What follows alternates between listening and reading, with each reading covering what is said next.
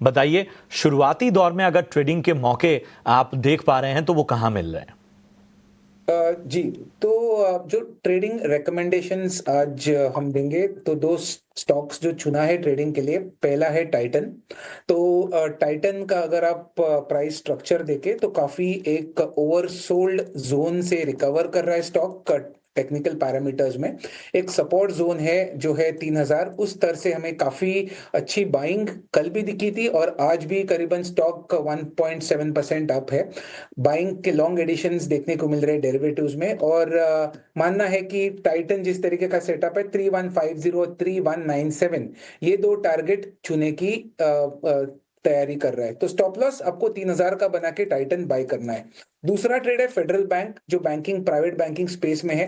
गए काफी हफ्तों से 175 ये सपोर्ट जोन होल्ड करने के बाद आज डे ट्रेडिंग में अच्छी मोमेंटम पिकअप की है।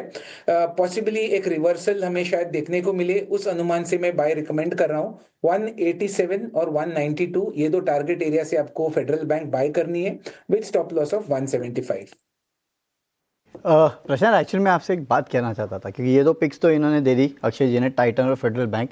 लेकिन ये अक्सर पहले भी देखा गया है, टाइटन जो है ना वो गोल्ड के साथ चलता है और आउट परफॉर्म करता है गोल्ड को। हालांकि नो डाउट कि टाइटन में बाकी जो कारोबार है, जैसे कि आपके वॉचेस का कारोबार भी है, उनके डायमंड का कारोबार भी है और जो उनका गोल्ड का कारोबार है मेरे ख्याल से 30-35% के आसपास इनके ओवरऑल रेवेन्यूज में है।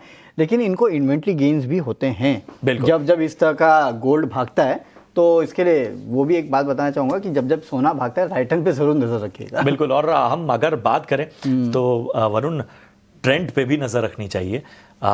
फिलहाल अगर हम देखें जिस तरह की लगातार चिंताएं बढ़ रही थी उन सब के बीच में ट्रेंड देखिए, पिछले 5 ट्रेडिंग सेशन में लगभग 4% से ज्यादा की यहाँ पर तेजी देखने को मिली है। 5200 के ऊपर चला गया, मुझे याद है 4900 4800 पे बिल्कुल हम बात कर रहे थे और हम उस समय शीन की भारत में एंट्री की जब खबरें आई तो किस तरह से ये स्टॉक सहम सा गया था। सही बात है। उसके बारे में भी बात कर रहे थे। तो जब टाइटन की बात हो गई तो ट्रेंड पे भी एक नजरिया हम चाहेंगे और इसके साथ ही टाटा मोटर्स पे भी, क्योंकि यहां पर भी काफी लंबे समय बाद एक कह सकते हैं रफ्तार देखने को मिल रही है। तो बताएं अक्षय, ट्रेंड और उसके बाद टाटा मोटर्स।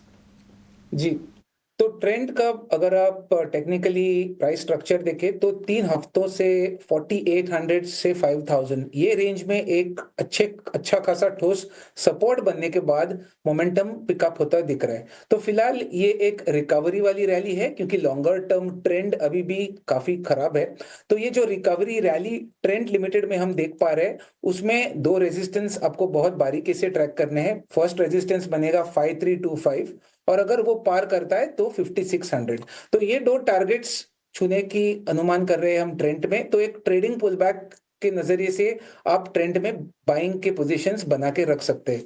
टाटा मोटर्स की बात करें तो ये स्टॉक काफी पिटा हुआ है। एक निफ्टी 50 का कंपोनेंट है। एक तरफा फॉल के बाद 600 620 के स्तर से अच्छी खासी रिकवरी करी है। तो ये आप पोजिशनल स्तर से भी बाय एंड होल्ड वाली स्ट्रेटेजी के साथ पोर्टफोलियो में भी ऐड कर सकते हैं क्योंकि 600 620 ये एक बहुत ही अच्छे लेवल मेरा मानना है कि लॉन्ग टर्म से वर्क कर जाएगा। यहां से टाटा मोटर्स लॉन्ग टर्म के लिए भी आप देखें तो रिकवरी टेक्निकली बहुत ही अच्छा आगे चल के गेन्स आपको पोर्टफोलियो में भी दे सकता है। ट्रेडिंग के माध्यम से जो दो टारगेट्स का फिलहाल मेरा प्रोजेक्शन है वो है 725 और 740। तो कुल मिला के शॉर्ट टर्म हो या लॉन्ग टर्म हो दोनों पैरामीटर्स पे टाटा मोटर्स बैठ रहा है बाइंग के लिए। तो ये भी बाय करने की सलाह देंगे। ओके, चलिए, तो ये राय आती हुई टाटा मोटर्स पे।